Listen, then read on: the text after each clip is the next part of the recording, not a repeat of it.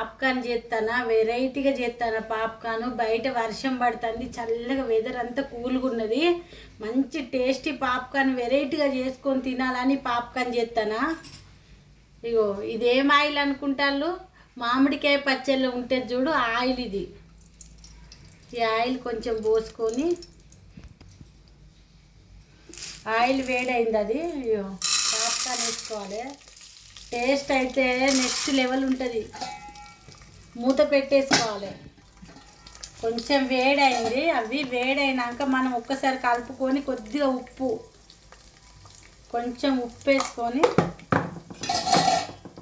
ఒకసారి కలుపుకొని మూత పెట్టుకోవాలి.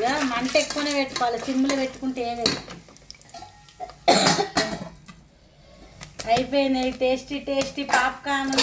మనం బయట సినిమాలో పోతే ఇలాంటి పాప్కార్న్ ఇస్తారు కదా మనకు, మనమే ఇంట్లో రెడీ చేసుకొని తినచ్చు అలాంటి పాప్కార్న్. టేస్ట్ అయితే సూపర్గా ఉంటే, నచ్చితే లైక్ చేయండి, షేర్ చేయండి. ఇట్లా నేను చేసినట్టు పాప్కార్న్ చేసుకొని తినండి, సూపర్ ఎంజాయ్ చేయండి.